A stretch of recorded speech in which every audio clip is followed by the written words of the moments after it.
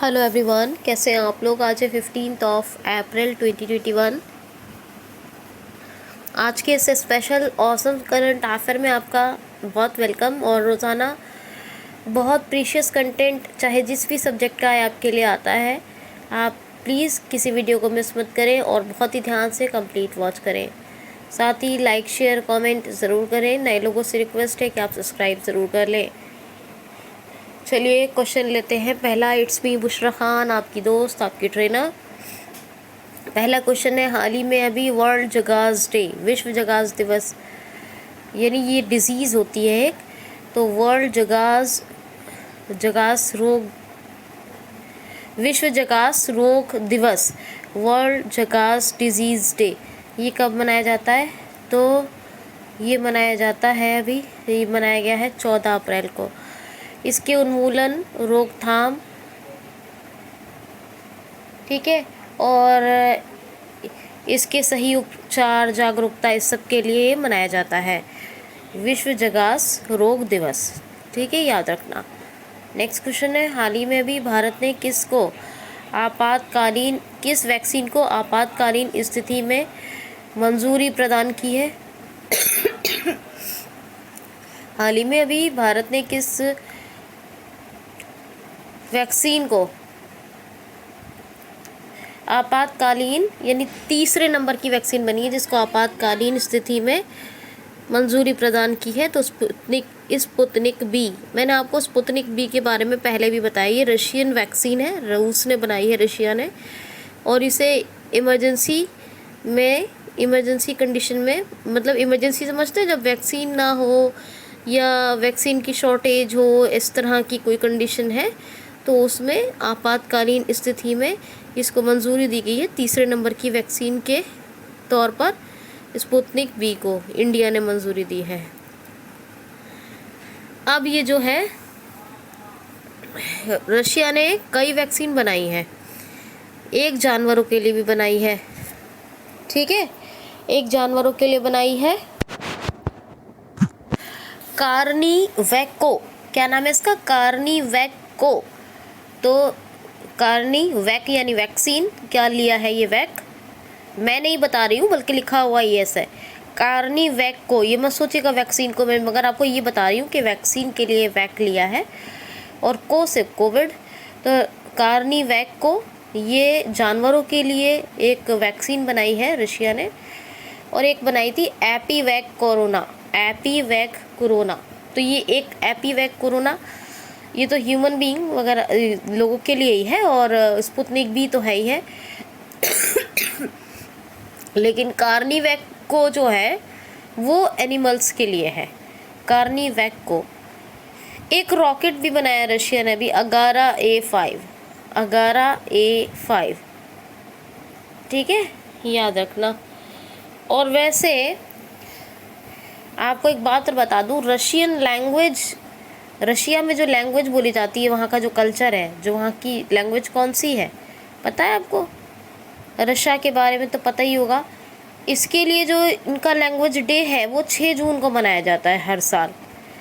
और एक missile, सिरकोन missile का भी सफलतापूर्वक परीक्षण किसने किया है? रशिया ने। यहाँ की संसद को क्या कहते हैं? ड्यूमा। और जापान की कहलाती है डाइट। इजराइल की कहलाती है नेसेट, KNESSET। रशियन रूबल ये करेंसी है, और रशिया की कैपिटल है मॉस्को। और मैंने आपको यहाँ का एक रॉकेट जिसका इस्तेमाल करता है स्पेस एजेंसी, उस रॉकेट का नाम बताया है, सोयूज़ के बारे में बताया है ना, रोसकॉसमॉस के बारे में बताया, स्पेस एजेंसी के बारे में। और व्लादिमीर पुतिन प्रेसिडेंट है, मिखाइल मित्सोतिन ये क्या है?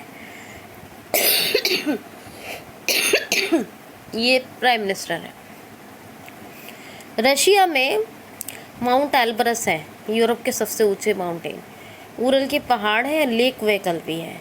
ठीक, इतना सब कुछ मैंने आपको बताया। नेक्स्ट क्वेश्चन है, हाल ही में अभी किस देश ने अपने परमाणु संयंत्र के परमाणु संयंत्र से निकले दूषित पानी को समुद्र में बहाने की घोषणा की है? तो जापान ने। जो इनका फुकुशिमा परमाणु रिएक्टर है ना, उसी रिएक्टर से निकले हुए दूषित पानी को समुद्र में बहाने की घोषणा की है जापान ने। अब वो कोई साफ पानी तो है नहीं, परमाणु संयंत्र से, यानी ये परमाणु रिएक्टर से निकला हुआ दूषित पानी है, उसे समुद्र में बहाएगा जापान, लेकिन इसने ऐसी घोषणा कर दी है। ठीक है, तो येन क्या है? करेंसी है, टोक्यो कैपिटल है। 23 जुलाई से 8 अगस्त तक इस बार जो ये टोक्यो ओलंपिक्स हो रहे हैं 2021 में। और अभी आपको संसद के बारे में तो बताया, और यूसो हिडेसुगा ये इसके प्राइम मिनिस्टर हैं, तो इतना आप याद रखेंगे। क्वेश्चन है, हाल ही में उथंडू या तमिल नववर्ष यानी तमिल न्यू ईयर, उथंटू या तमिल नववर्ष, उथंटू नाम है और तमिल नववर्ष, उथंटू भी कहते हैं, उथंडू भी कहते हैं, लेकिन उथंटू होता है, उथंटू। और क्या बोलते हैं? तमिल नववर्ष, इसी को कहते हैं तमिल न्यू ईयर को, उथंटू। ये कब मनाया गया है? तो 14 अप्रैल को। ये उथंटू जो होता है, इनका जो न्यू ईयर शुरू होता है, तमिल न्यू ईयर, इसका पहला दिन होता है, और ये 14 अप्रैल को भी मनाया गया है। फिश प्रोडक्शन, मत्स्य उत्पादन में नंबर 1 है इस टाइम तमिलनाडु। मार्केट कैपिटल मतलब बाजार कर्ज के मामले में आरबीआई की रिपोर्ट के हिसाब से नंबर 1 पर है तमिलनाडु। और कोविड संदिग्ध वार्ड भी यहीं बने थे, ये भी आपको पता होगा। भारत का पहला हल्दी अनुसंधान संस्थान, हल्दी यानी टर्मरिक अनुसंधान संस्थान, तो क्या? हाँ, टर्मरिक रिसर्च फाउंडेशन है ना, ये बन रहा है भारत का पहला तमिलनाडु में। एडापड्डी के पलानी स्वामी चीफ मिनिस्टर, बनवारी लाल पुरोहित गवर्नर, और चेन्नई कैपिटल है। नेक्स्ट क्वेश्चन है, हाल ही में अभी योगेश प्रवीण का निधन हो गया। ये कौन थे? योगेश प्रवीण, ये एक हिस्टोरियन थे, अवध के हिस्टोरियन थे, बहुत फेमस इतिहासकार थे। नेक्स्ट क्वेश्चन है, हाल ही में अभी किसने अपना चंद्रमा पर रोवर राशिद भेजने की घोषणा की है? किस देश ने या किसने, जैसे भी क्वेश्चन समझना है, कॉन्सेप्ट समझिए। किसने अभी चंद्रमा पर अपना रोवर 2022 में राशिद भेजने की घोषणा की है? तो यूएई ने, यूनाइटेड अरब एमिरेट ने ये घोषणा कर दी है कि वो अपना राशिद, ये इनका एक रोवर है, चंद्रमा पर रोवर है, इसको भेजेंगे 2022 में। इनका ये पहला रोवर है चंद्रमा पर, राशिद नाम है। खलीफा बिन जैद अल नयार, ये इनके खलीफा हैं, मतलब प्रेसिडेंट कह सकते हैं। और यूएई दिरहम ये करेंसी है। क्या करूं, खांसी इतना कोल्ड हो गया। अबू धाबी कैपिटल है, ठीक है, याद रखना आप। क्वेश्चन है, हाल ही में ICC player of the month award से किसको सम्मानित किया गया है? यह ICC player of the month award, ICC player of the month award किसने जीता है? तो भुवनेश्वर कुमार ने। किसने? भुवनेश्वर कुमार ने जीता है ICC player of the month award. 1909 में आईसीसी की स्थापना हो, दुबई में हेडक्वार्टर। मनु सहानी सीईओ और ग्रेग वाकरले इसके चेयरपर्सन है। अच्छा, नेक्स्ट क्वेश्चन है, हाल ही में अभी नाडा के नए महानिदेशक कौन बने हैं? तो नाडा के सीएमडी बने हैं Siddharth Kumar. National anti doping agency है ये, और इसके हेड कौन है? तो हेड हैं इसके नाडा के नवीन अग्रवाल, ठीक है, याद रखना। और कब स्थापना हुई ज़रा देखिए और मुझे बताइए नाडा की। नेक्स्ट क्वेश्चन है, हाँ ठीक है, ये बात हो गई। और नेक्स्ट क्वेश्चन है, हाल ही में छठे रायसीना संवाद यानी सिक्स्थ रायसीना डायलॉग, संवाद होता है डायलॉग, इंग्लिश में डायलॉग कहेंगे, तो छठे रायसीना संवाद या डायलॉग का शुभारंभ हुआ है। ये इसका उद्घाटन या इसका आयोजन किसने किया है? तो इसका उद्घाटन या शुभारंभ तो किया है प्रधानमंत्री ने, छठे रायसीना डायलॉग का। ये रायसीना हिल्स है और रायसीना हिल्स पर ही प्रेसिडेंट हाउस बना है मतलब। तो रायसीना डायलॉग हमेशा ये होता है हर साल, और छठा मतलब हर साल नहीं तो लेकिन होता है साल 2 साल पर। तो छठा रायसीना डायलॉग है ये। तो इसका अभी उद्घाटन किया है, इसको शुरू किया है प्रधानमंत्री श्री नरेंद्र मोदी जी ने। इसका आयोजन ऑब्जर्वर रिसर्च फाउंडेशन और मिनिस्ट्री ऑफ एक्सटर्नल अफेयर्स यानी विदेशी मामलों का मंत्रालय और ऑब्जर्वर रिसर्च फाउंडेशन ने मिलकर इसका शुभारंभ किया है, मतलब किया है। सॉरी, माफ़ कीजिए, शुभारंभ नहीं, आयोजन। शुभारंभ तो प्रधानमंत्री ने किया, आयोजन इन लोगों ये करते हैं। कौन? मिनिस्ट्री करती है, एक्सटर्नल अफेयर्स की मिनिस्ट्री, और ऑब्जर्वर रिसर्च फाउंडेशन करता है। इन दोनों ने आयोजन किया है इसका। आयोजन समझते हैं ना? तो उद्घाटन प्रधानमंत्री, ये शुभारंभ प्रधानमंत्री, ठीक है, आयोजन इन दोनों ने। अच्छा, इसकी जो है थीम आप लोग पढ़ लें तो बहुत अच्छा होगा। इसकी थीम पढ़ लीजिएगा, अगर ना समझ में आए ये ना मिले तो मुझसे पूछिएगा। थीम इम्पोर्टेंट है, पढ़ लीजिएगा। क्वेश्चन है, हाल ही में अभी सर रिचर्ड हैडली पदक या सर रिचर्ड हैडली ऑनर से किसको सम्मानित किया गया है? तो केन विलियमसन। ये जो केन विलियमसन है ना, ये न्यूजीलैंड के फेमस प्लेयर हैं, केन विलियमसन, और इन्होंने 6 सालों के अंदर चौथी बार ये जीता है सर रिचर्ड हैडली पदक या ऑनर, याद रखना। नेक्स्ट क्वेश्चन है, हाल ही में भी बलवीर सिंह जूनियर का निधन हो गया। ये कौन थे? तो बलवीर सिंह जूनियर ये एक हॉकी प्लेयर थे और इनकी अभी डेथ हो गई। 1958 का जो हॉकी गेम्स हुआ था उसमें इन्होंने एशियन हॉकी गेम्स में सिल्वर मेडल जीता था, ठीक है। नेक्स्ट क्वेश्चन है, हाल ही में किस राज्य सरकार ने 5,476 यानी 5476 करोड़ रुपए का कमज़ोर वर्गों के लिए पैकेज लॉन्च किया है? तो महाराष्ट्र गवर्नमेंट ने। महाराष्ट्र में कोविड-19 का वैसे तो बहुत ही बुरा हाल है पूरे देश में ही, लेकिन बहुत ज़्यादा तेज़ी से मामले बढ़े महाराष्ट्र में और लॉकडाउन लगाया गया है ना रिसेंट।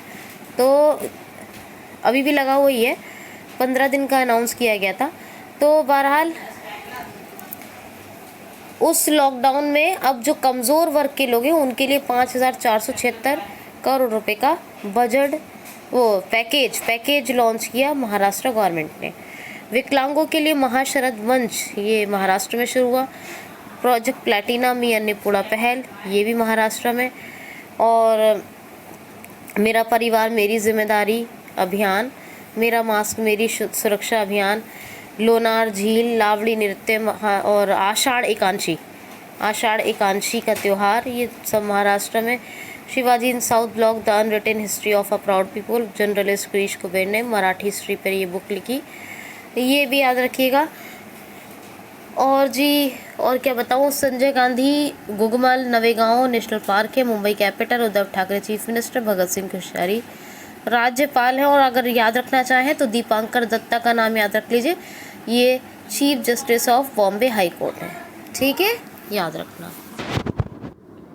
क्वेश्चन है, हाल ही में अभी किस कंपनी ने मार्च की तिमाही में, यानी ये जो मार्च गया है इस तिमाही यानी क्वार्टर में, तिमाही क्वार्टर कहते हैं या 3 मंथ्स क्या कह सकते हैं, 3 मंथ्स में इस मार्च की तिमाही में 5,078 करोड़ रुपए के शुद्ध लाभ की घोषणा की है।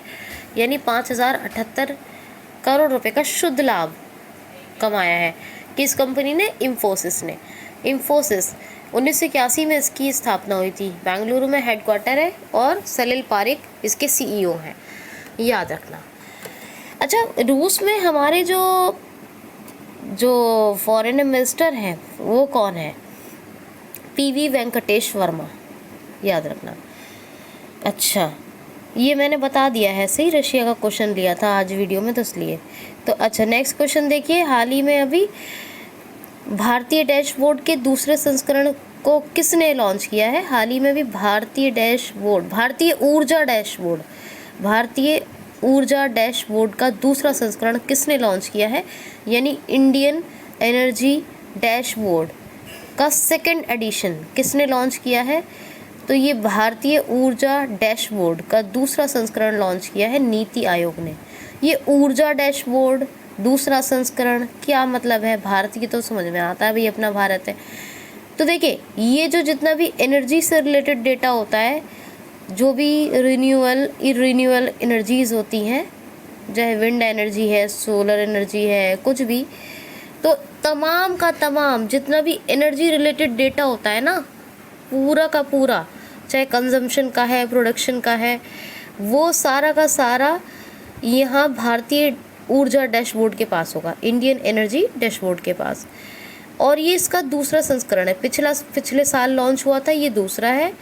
और ये अभी लॉन्च किया है नीति आयोग ने। नीति आयोग ने ही पहले किया है मेरे ख्याल से, हाँ पहला भी उसने, दूसरा नीति आयोग ने किया है। नीति आयोग के, तो आपको अगर एनर्जी से रिलेटेड कोई इन्फॉर्मेशन चाहिए इंडिया की, तो ये इंडियन एनर्जी यानी भारतीय ऊर्जा डैशबोर्ड के दूसरे संस्करण की तहत मिल जाएगी। नीति आयोग के CEO अमिताभ कांत, उपाध्यक्ष राजीव कुमार और अध्यक्ष अपने प्रधानमंत्री श्री नरेंद्र मोदी जी। स्थापना 1 जनवरी 2015 और नई दिल्ली में हेडक्वार्टर है। और लास्ट क्वेश्चन ले लेते हैं। हाल ही में भी सुरेंद्र कुमार को किस राज्य सरकार ने पब्लिक कमिश्नर लोक आयुक्त नियुक्त किया है? तो लोक आयुक्त बने हैं। आयुक्त बोलते हैं तो कमिश्नर, जैसे मुख्य चुनाव आयुक्त, कमिश्नर आयुक्त, ठीक है। तो कल CEC के बारे में बताया था ना, CEC ऑफ इंडिया कौन बने? सुशील चंद्रा। अच्छा, तो ये अभी सुरेंद्र कुमार की बात हो रही है। सुरेंद्र कुमार जो है ये कमिश्नर बने हैं, पब्लिक कमिश्नर यानी लोक आयुक्त बने हैं, ठीक है। कहाँ? उत्तर प्रदेश में बने हैं। उत्तर प्रदेश राज्य सरकार ने इनको लोक आयुक्त बनाया है, लोक आयुक्त। तो सुरेंद्र कुमार का नाम याद रखिएगा। लखनऊ गोमती नदी के तट पर और उत्तर प्रदेश की कैपिटल। योगी आदित्यनाथ सब जानते हैं, chief minister. Anandiben Patel governor है, यूपी की, MP को भी संभाल रही हैं। Dudhwa national park, Chandraprabha wild life sanctuary, Katarnia Ghat wild life sanctuary, Pilibhit tiger reserve, ये इम्पॉर्टेंट नेशनल पार्क है। लेदर पार्क को भी याद रखिए, कानपुर में। और भी चीज़ें हैं, मैंने आपको एक शहीद पार्क स्मारक बना है गोरखपुर में, उसके बारे में बताया है। सारी चीज़ें मैंने आपको बताई हैं उत्तर प्रदेश की।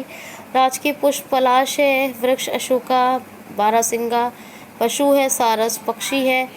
और उत्तर प्रदेश में 2 एप्लीकेशन लॉन्च हुए थे, आयुष कवच और कौन सा? आयुष कवच और एक आया था आयुष कवच और प्रवासी राहत मित्र, ये 2 ऐप लॉन्च हुए थे। Herbal road project. अच्छा, मंडवाडी का नाम अभी बदल के क्या कर दिया गया है? बनारस रेलवे स्टेशन, पहले इसका नाम मंडवाडी था। और बहुत सारी चीज़ें मैंने आपको बताई हैं उत्तर प्रदेश राज्य सरकार की, यूपी की सारी योजनाएं बताई हैं, सब कुछ बताया, आप रिवाइज़ कीजिएगा। हाथ जोड़कर रिक्वेस्ट है, please like, share, comment and subscribe. Her video को कंप्लीट वॉच ज़रूर करें, कंप्लीट बेनिफिट लें। आज के लिए इतना ही। Thanks for watching.